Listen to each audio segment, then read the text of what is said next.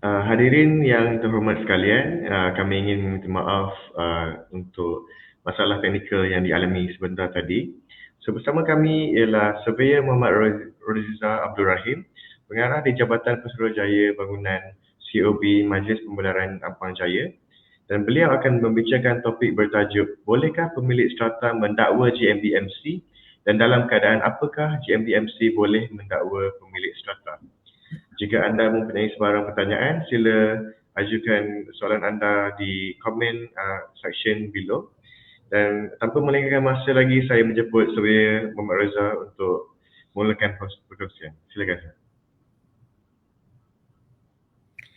Okey, baiklah, terima kasih Naufal.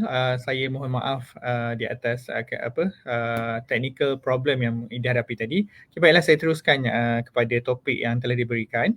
Okey, seperti mana kita tahu, tadi saya telah nyatakan sedikit yang mana penghuni strata dikendaki membayar yuran penyelenggaraan dan kumpulan wang penjelas atau lebih kita kenali sebagai sinking fund dan juga maintenance fee yang mana tepat pada masa yang telah ditetapkan. Tapi namun ramai yang merungut tidak nampak wang yang mereka bayar digunakan sebaiknya dalam pengurusan dan penyelenggaraan harta tanah mereka.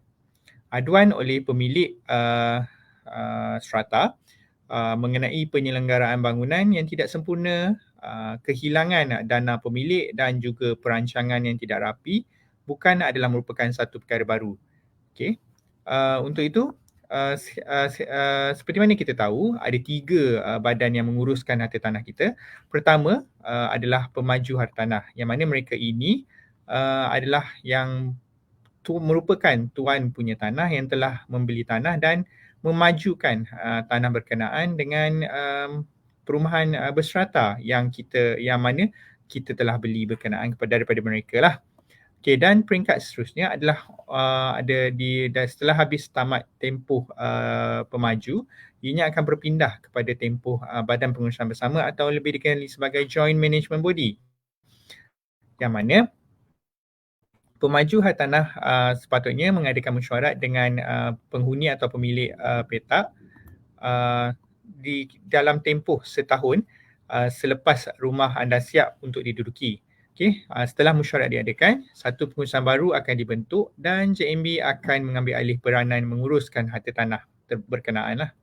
Okey, setelah habis tamat tempoh JMB, ianya akan berpindah tangan kepada peringkat perbadanan pengurusan, yang ini Management Corporation lah, yang mana ianya terbentuk setelah hak milik strata dikeluarkan kepada setiap petak di dalam harta tanah berkenaan. Okey, yang perbadanan pengurusan atau lebih dikenali sebagai MC akan mengambil alih pengurusannya, yang mana secara langsung harta tanah hak milik strata diberikan kepada anda untuk mengesahkan bahawa anda adalah pemilik tunggal harta tanah berkenaan lah. Okey, saya terus kepada topik yang dibincangkan pada hari ini, iaitu apakah yang perkara yang membolehkan anda selaku pemilik petak boleh mendakwa pengurusan harta tanah anda lah. Ya. Pertama, ya, dalam kes membiarkan keadaan harta tanah merosot. Yang ini mungkin anda mampu bersabar dengan kondominium yang tidak diselenggara dengan sempurna. Tapi namun kesulitan-kesulitan kecil seperti kerosakan lift dan ketirisan di kawasan harta bersama boleh bertukar menjadi bahaya dengan cepat. Ya. Yang mana mungkin anda akan boleh pergi ke pejabat pengurusan dan memarahi staf pengurusan, atau lebih baik anda mungkin boleh mengambil tindakan yang berikutnya, iaitu dengan mendakwa JMB atau MC berkenaan kerana gagal menjalankan tanggungjawab.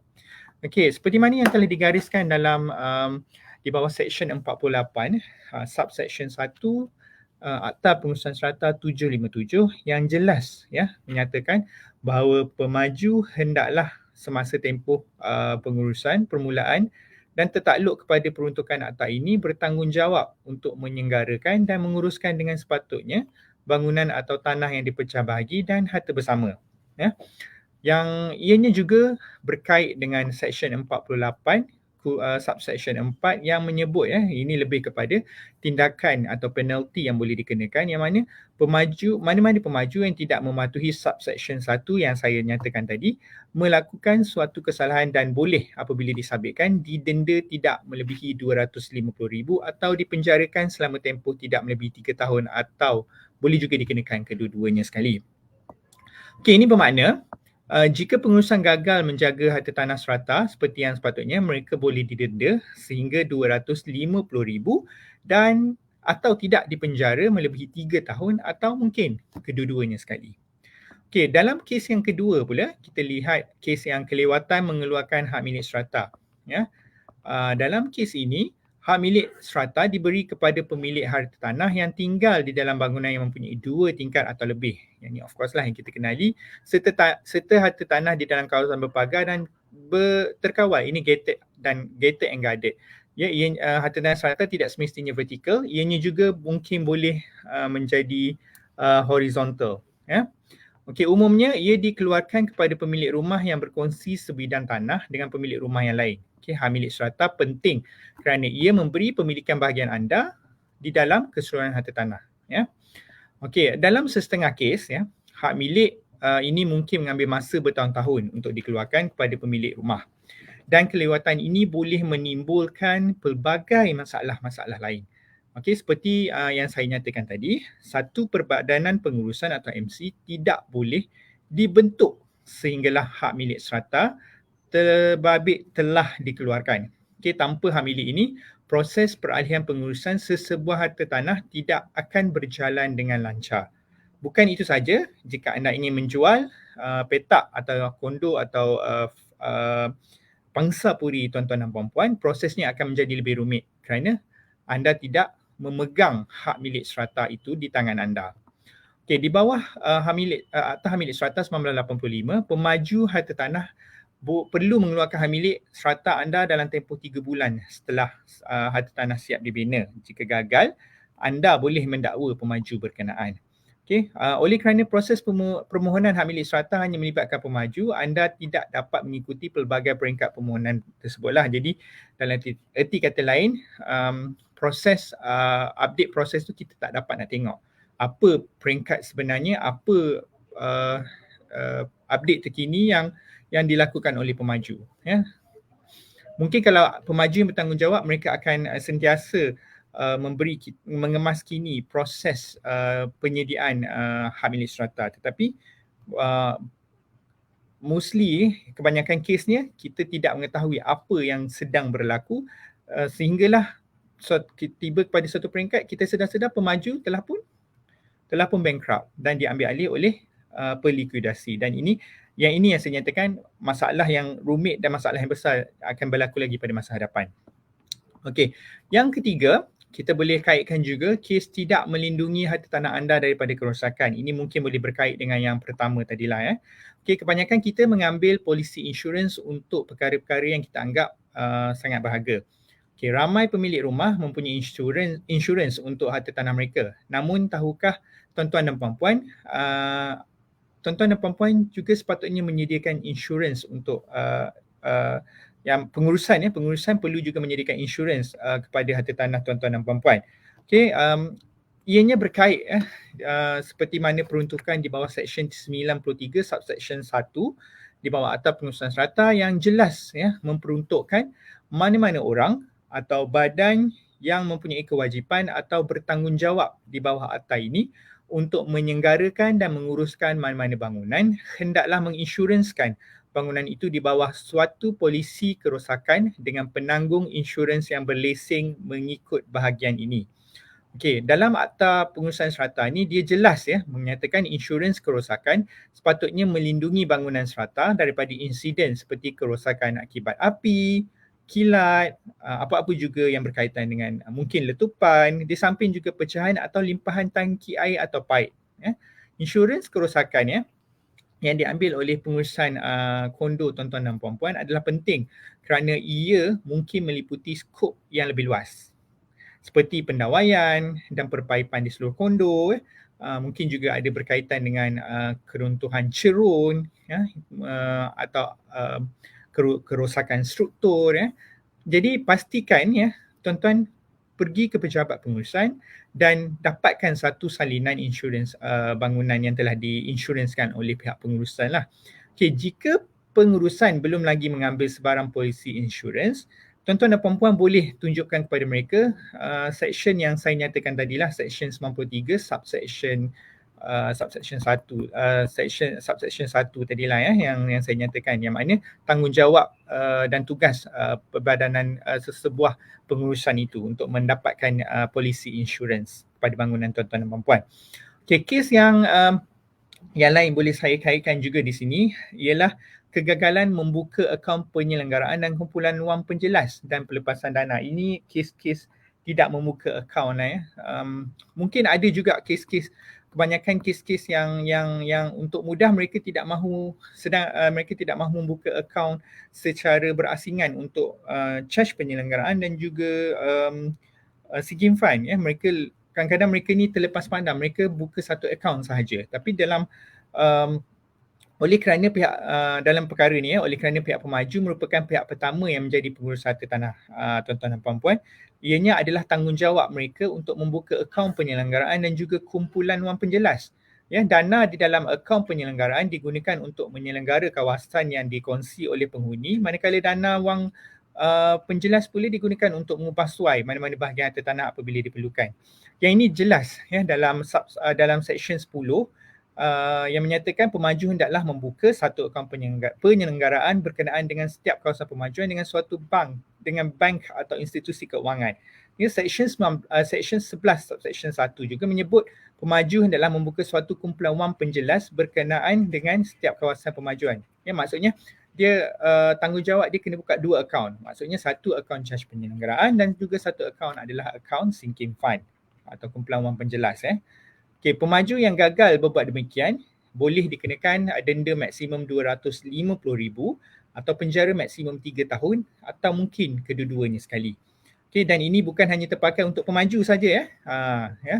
Ianya apabila JMB dan MC mengambil alih pengurusan, mereka juga tertakluk kepada undang-undang yang sama. Kan, ini boleh kita lihat di bawah peruntukan section 23, 24, 50 dan juga 51, yang mana 23, 24 terpakai untuk JMB, 50 dan 51 terpakai untuk MC. Okey, dana penyelenggaraan ya, yang ni saya tak perlu sebut lah ya. Saya rasa dana penyelenggaraan tuan-tuan dan puan-puan lebih mahir apa yang boleh digunakan ya, perbaikan lift, menyelenggara harta bersama, menjalankan pemeriksaan sistem pendawaian elektrik. Kalau kumpulan wang penjelas sinking fund tu adalah kerja-kerja mengecat, pembaharuan atau penggantian mana-mana lekapan atau kerja menaik taraf. Itu common ya, memang dah ditetapkan di bawah section 23 dan 24 juga tadi yang seperti saya nyatakan tadilah. Okey, yang berikutnya, tidak memanggil AGM untuk membentuk pengurusan baru. Okey, mesyuarat agung atau mesyuarat agung tahunan dipanggil untuk membincangkan sebarang kebimbangan atau isu yang dihadapi oleh sesuatu organisasi. So maka penting bagi pengurusan perumahan untuk memanggil AGM, yang mana ianya diwajibkan di bawah section 18 yang menyebut hendaklah menjadi kewajipan pemaju, ini saya kaitkan dengan pemaju dulu, untuk mengadakan mesyuarat agung tahunan pertama bagi badan pengurusan bersama dalam tempoh yang dinyatakan di bawah subsection 17 lah. Sekiranya gagal, okey, pemaju boleh didakwa dikenakan denda tidak melebihi RM250,000 atau dipenjarakan selama tidak melebihi tempoh 3 tahun atau kedua-duanya sekali. Okey, jadi selain tadi itu, kita lebih melihat kepada tindakan ke atas pengurusan di kediaman strata tuan-tuan dan puan-puan. Okey, perlu diingat bahawa hanya pemaju, JMB dan MC yang layak didakwa di mahkamah kerana mereka inilah yang membuat keputusan berkenaan penyelenggaraan ya tempat tinggal tuan-tuan. Bagaimana pula dengan individu yang bekerja di pejabat pengurusan? Mereka hanya menjalankan tugas. Ya, syarikat pengurusan harta tanah dilantik oleh JMB dan MC atau MC untuk bekerja bagi pihak mereka. Ya.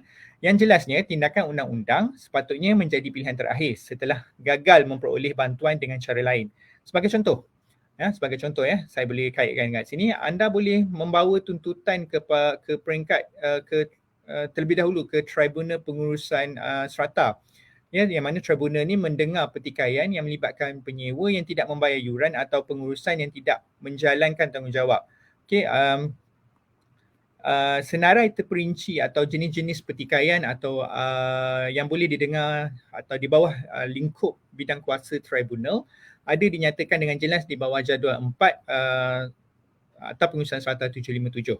Yang mana nilai tuntutan untuk di peringkat tribunal adalah sehingga tidak melebihi 250,000 sahaja. Okey, sekiranya lebih daripada 250,000 nilai tuntutan perlu dibawa ke peringkat yang lebih tinggi lah. Maksudnya di mahkamah sivil, mahkamah session ya. Ini untuk pendakwaan yang lebih melebihi tuntutan 250,000. Tapi macam mana kalau saya nak bawa kes saya tapi kes saya tak sampai 250,000, adakah saya boleh terus proceed kepada mahkamah? Boleh, tak ada masalah. Itu adalah menjadi pilihan tuan-tuan dan puan-puan. Okey. Selain tu, apakah alasan yang membolehkan kalau tadi kita tengok kepada pengurusan, okey, sekarang kita tengok kepada side of pemilik serata. Apa alasan yang membolehkan pengurusan hartanah pula mendakwa pemilik serata?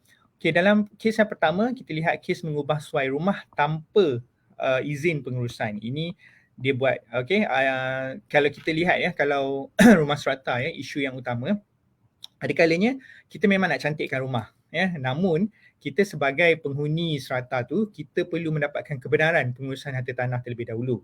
Okey, kita perlu dapatkan permit ubah suai daripada of course pihak berkuasa tempatan atau lebih kita kenali sebagai Majlis Bandaraya, Majlis Pembandaran, Dewan Bandaraya, dan kemudian pengurusan kondo sebelum memulakan kerja ubah suai. Okey, namun bagi semua bukan semua kerja pengubahsuaian memerlukan keizinan.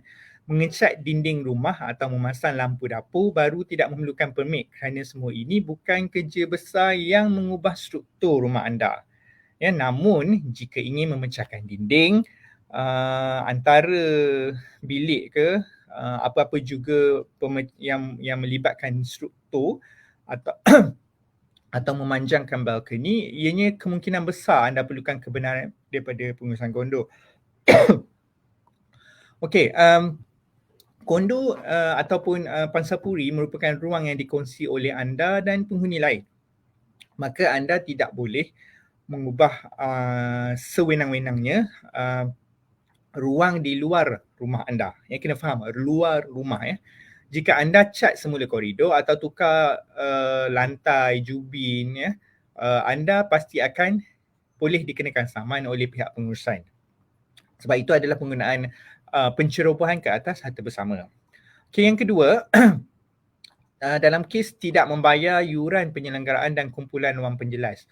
Okey, let's say jika anda lewat membayar yuran penyelenggaraan dan kumpulan wang penjelas, anda di peringkat pertama mungkin diberi peringatan terdahulu melalui notis ya untuk menjelaskan tunggakan tersebut dalam bentuk surat amaran atau nama tuan-tuan dan puan-puan mungkin dipampang di papan kenyataan kondo tuan-tuan dan puan-puan.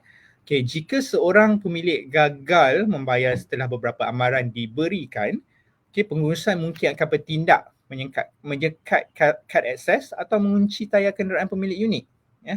Tapi pada saya kalau kita lihat peruntukan di bawah jadual ketiga itu sendiri, menyekat kad akses tu memang dibenarkan lah ya. Okey, di mana section 25 subsection 1 yang dengan jelas menyebutkan ini adalah tanggungjawab pemilik serata.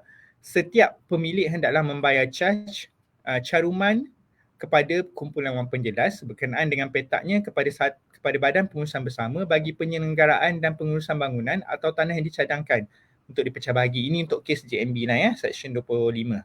Okey. Untuk tindakan pula di bawah section 34, akta yang sama turut menyebut pihak pengurusan boleh mengambil tindakan jika anda gagal membayar. Ringkasnya saya ringkaskan sedikit. Jika anda tidak menjelaskan tunggakan, pengurusan perlu mengeluarkan notis kepada anda. Peringkat pertama. Okay, anda biasanya akan diberi tempoh tidak kurang dari 14 hari untuk menjelaskan amount yang tertunggak dan jumlah hari ini dinyatakan di dalam notis yang dikeluarkan. Okay, jika anda masih tidak membayar setelah tempoh notis berkenaan tamat, pengurusan boleh memfailkan kes terhadap tuan-tuan dan puan-puan. Okay, hukuman kerana tidak membayar adalah denda maksimum RM5,000 atau penjara 3 tahun atau mungkin juga boleh dikenakan kedua-duanya sekali. Jika masih enggan membayar, anda boleh dikenakan denda maksimum RM50,000 untuk setiap hari yang anda gagal menjelaskan bayarannya. Saya tekankan sini, setiap hari yang anda gagal menjelaskan bayaran. Okey, di dalam kes yang berikutnya, tadi kes gagal membayar charge perniagaan, saya rasa yang ini common problem yang sering dihadapi lah. The next case mungkin adalah yang berkaitan dengan menyimpan haiwan peliharaan di dalam unit strata. Okey, memang dalam akta pengurusan strata itu sendiri yang mana undang-undang tidak menyatakan dengan jelas anda tidak boleh menyimpan haiwan peliharaan di dalam kondo, di dalam pansapuri, di dalam unit strata tuan-tuan dan puan-puan. Cuma yang disebut, anda boleh berbuat demikian sekiranya dibenarkan oleh pengurusan.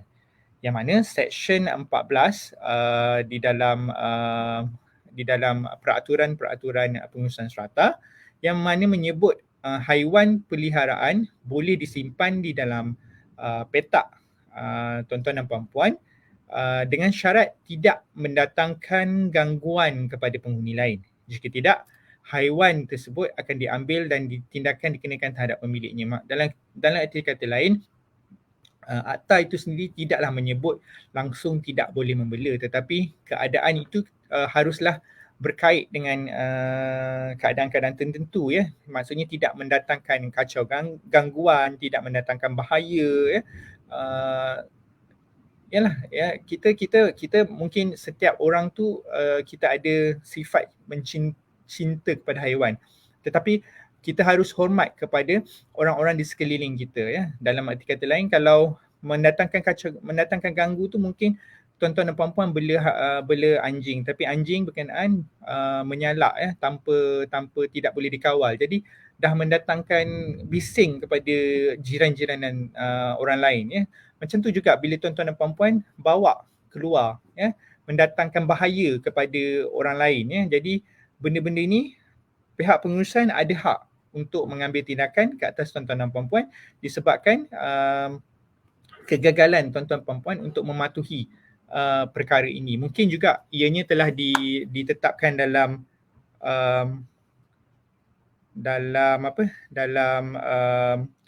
dalam peraturan, ya, berkenaan dalam undang-undang kecil sesuatu rumah tuan-tuan dan puan-puan yang dah ditetapkan tidak dibenarkan untuk membela haiwan.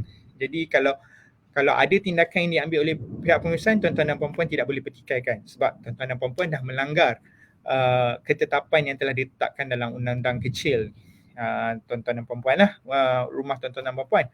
Okey. Walau bagaimanapun, undang-undang memberikan hak kepada pengurusan kondo sama ada untuk membenarkan atau menghalang pemeliharaan haiwan lah. Ini tertakluk kepada undang-undang PBT, undang-undang kecil pihak berkuasa tempatan. Okey, mungkin juga menerusi undang-undang ini, pengurusan juga boleh menentukan jenis dan saiz haiwan yang boleh dipelihara di dalam petak atau rumah tuan-tuan dan puan-puan. Okey, malangnya, sekiranya pengurusan membenarkan haiwan peliharaan tetapi undang-undang negeri, atau tadi PBT lah, tidak membenarkan, anda masih tidak dibenarkan menyimpan binatang peliharaan. Ini kerana undang-undang negeri, ya, atau undang-undang kecil pihak berkuasa tempatan adalah mengatasi pengurusan peraturan pengurusan. Macam let's say lah, katakan undang-undang kecil di rumah tuan-tuan dan puan-puan membenarkan untuk memelihara haiwan, tetapi undang-undang kecil pihak berkuasa tempatan sebaliknya tidak membenarkan. Jadi yang mana lebih besar? Jadi undang-undang kecil PBT itu, ya, undang-undang negeri yang telah ditetapkan adalah mengatasi peraturan undang-undang kecil yang telah ditetapkan di rumah tuan-tuan dan puan-puan lah, ya. Okey, yang berikutnya, pelanggaran kes yang berikutnya saya boleh kaitkan adalah pelanggaran peraturan pengurusan dan undang-undang kecil.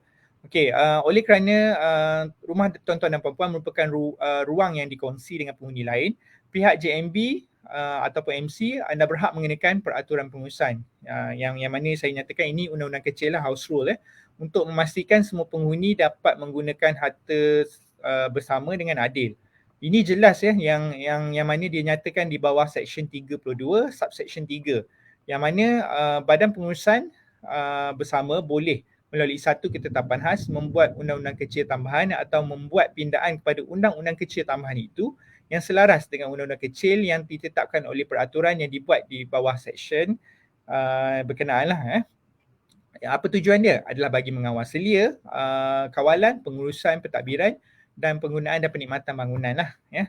Okey, ini bermakna pengurusan boleh membuat peraturan baru atau meminda peraturan sedia ada jika perlu.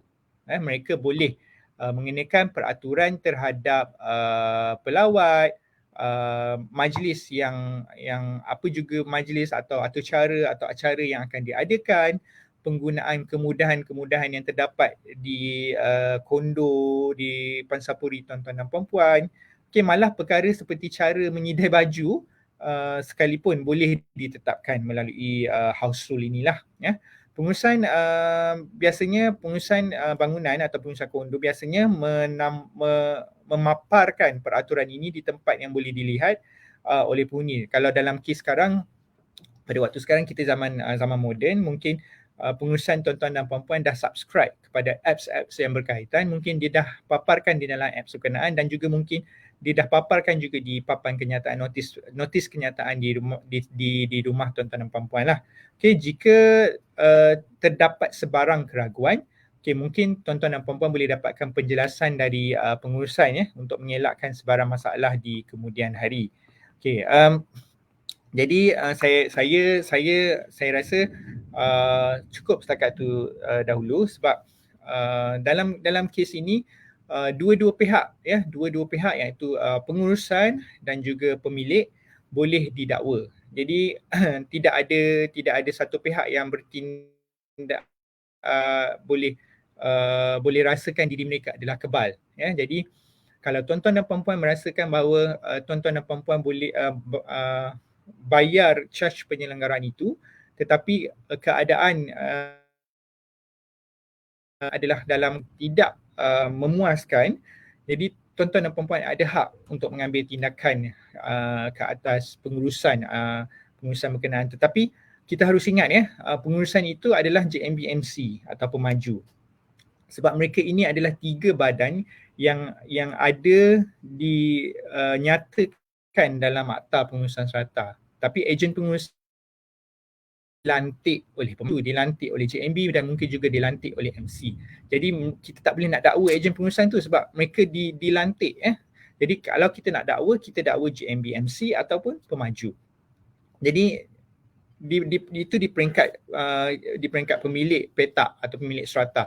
Tapi tuan-tuan dan puan-puan perlu ingat juga, tuan-tuan dan puan-puan juga boleh didakwa dalam keadaan-keadaan yang saya nyatakan tadi. Jadi jangan ingat bahawa saya bayar charge penyelenggaraan tetapi saya boleh lakukan sewenang-wenangnya.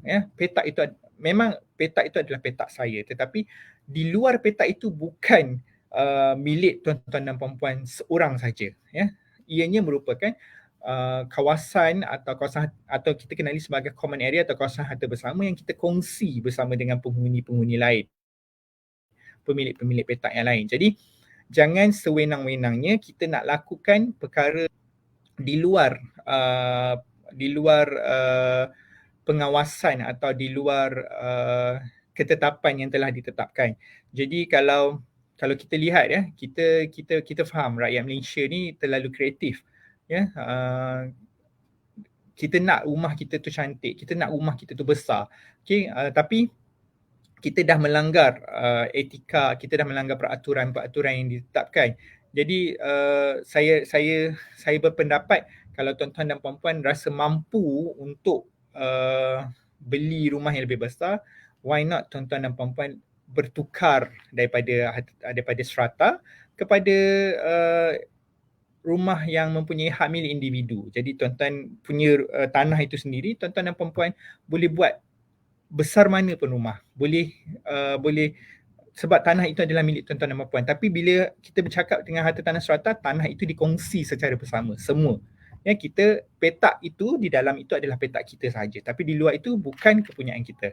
Jadi harus diingat sekali lagi, kedua-dua pihak mungkin berkemungkinan akan didakwa dan boleh didakwa dan tiada pihak antara kedua-dua ini mempunyai kekebalan di sisi undang-undang. Jadi apa-apa juga bagi memastikan harta tanah kita berada dalam keadaan yang baik, kita seharusnya bekerjasama di antara pihak pengurusan dan juga pemilik untuk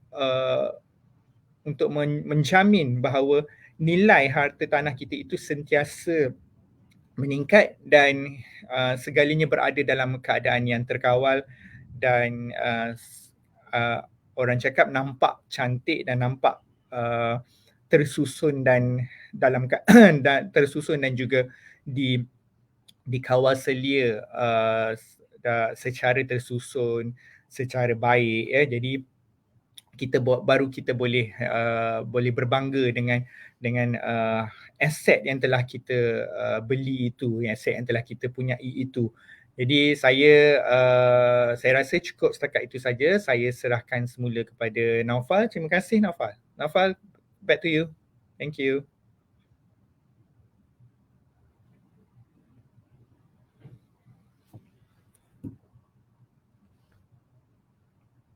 Naufal, mute Naufal. Terima kasih Surveyor Roziza untuk perkongsian sebentar tadi.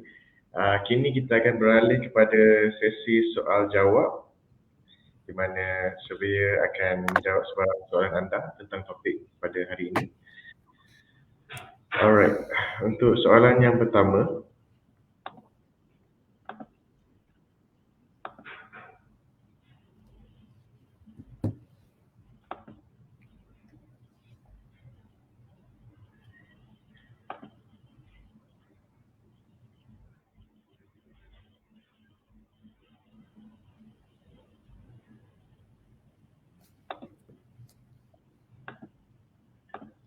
daripada Miss Mizadi. Bolehkah GMBMC membuat undang-undang kecil tambahan atau meminda undang-undang kecil tambahan melalui ketetapan khas dalam AGM semasa tempoh pengurusan badan?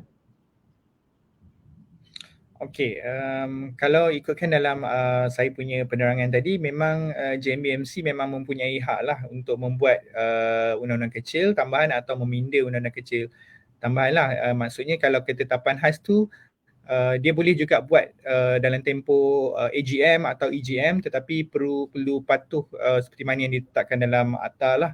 Yang mana kalau nak buat ketetapan khas, kena notis perlu dikeluarkan dalam tempoh 21 hari, bukan 14 hari. Kalau 14 hari dia kira void. Kalau you keluarkan notis 14 hari, you nak buat ketetapan khas tapi notis you 14 hari, jadi tak selari dengan akta. Jadi kalau nak buat ketetapan khas, kena buat notis 21 hari sebelum mesyuarat lah. Jadi tak ada masalah tu, boleh. I see. Alright, seterusnya kita ada soalan daripada Leong Sawah. Who do we write to in the land office to find out the status of our strata title? Okay, at the first place, you have to check with your developers. If your developer is not